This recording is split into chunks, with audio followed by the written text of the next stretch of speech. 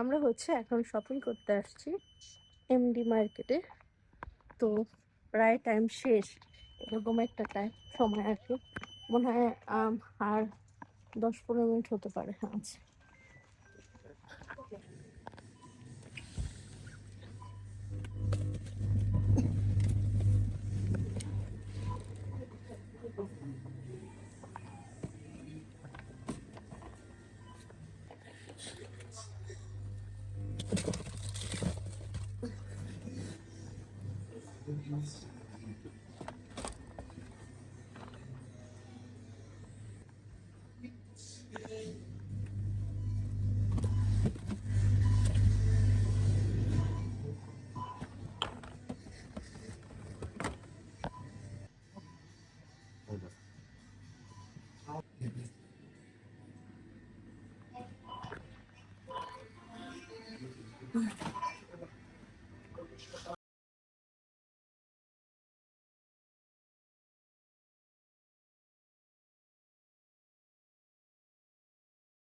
এটা ভালো, এটা লওয়া যায়।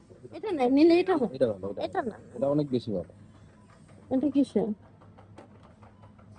এর মানে ডিসকাস আমরা শপিং করতে আসছি, আমাদের হাতে টাইম আছে আর 20 মিনিট। তো কেমনে যে শেষ হয়ে গেল, মানে এখন বন্ধ হয়ে যাবে। ওকে ওকে, এখন বন্ধ হয়ে যাবে। তো বারবার বলতেছে বের হয়ে যেতে। তো এটা না না, এগুলো দরকার নেই। আরে মানে খাও না। এটা দুইটা একটা করে পয়সা। দরকার নেই।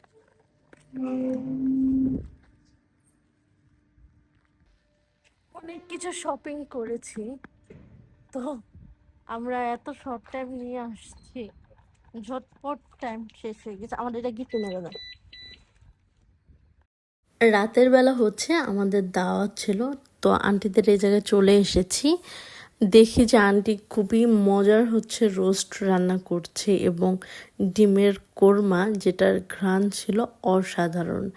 এই জায়গায় সালাদ কেটে রেখেছে, এটাও ভালো ছিল। এবং আমরা যাওয়ার পরে আমাদের নকশি পিঠা এবং এই পিঠাটার নাম কি আমি জানি না, এইগুলো চিপস অনেক কিছু খেতে দিয়েছে। খাবারটা খুবই মজার ছিল এবং সাথে ছিল ইলিশ মাছ ভাজা। আমরা যেহেতু পদ্মার পাড়ের লোক, আমাদের কাছে ইলিশ মাছ সবসময় পছন্দ। তো এই আমার লুক। আমি একদমই সিম্পলভাবে রেডি হয়েছি, ঝটপট করে। তো আপনাদের কেমন লাগলো অবশ্যই জানাবেন। তো খাওয়া দাওয়া শেষ করলাম। খাওয়া দাওয়ার পর প্রচুর গরম দিয়েছে। এরপর আমরা একটু বাইরে ঘোরাঘুরি করলাম, কারণ প্রচুর গরম লাগতেছিল। তো কোল্ড কফি খুঁজতেছিলাম। এখন যে পরিমাণ গরম ইতালিতে, কোনো কিছুই ভালো লাগে না। তো আম ফ্রিজে রেখে দিয়েছিলাম, এটা দিয়ে আমি জুস তৈরি করব। আমার কাছে মনে হয় এই আমের জুসটা আমার কাছে বেশি ভালো লাগে সব থেকে। আর এমনিতে নর্মাল আম খেতে তো ভালোই লাগে, বাট জুস বানিয়ে খেলেও কিন্তু ভালো লাগে। আমটা আমি পিল করে নেব। আমটা মোটামুটি একটু শক্ত আছে, পিল করতে ভালো হবে আর কি।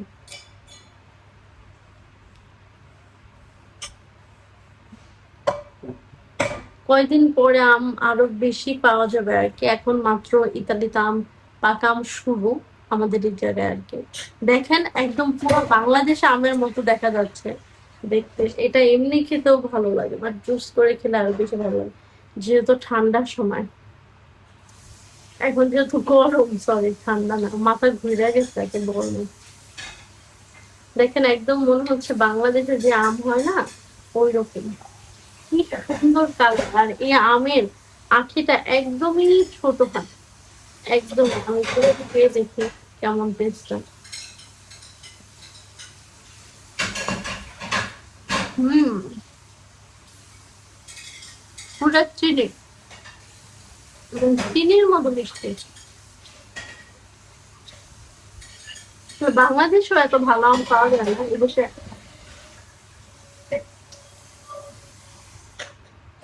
হম,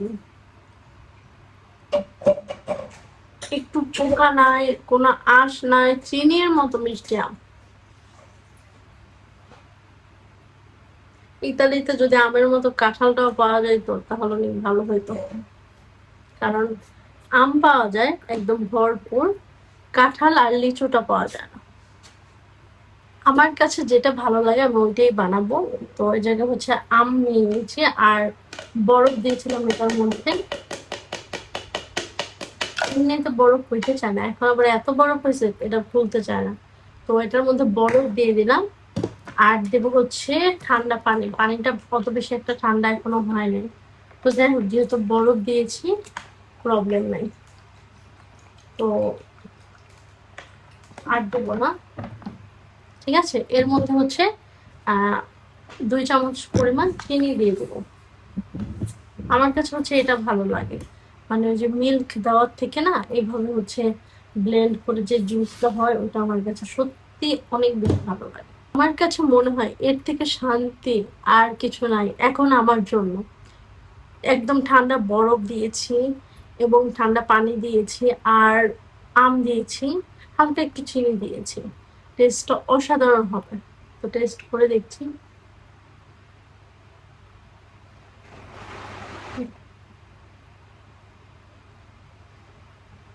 উম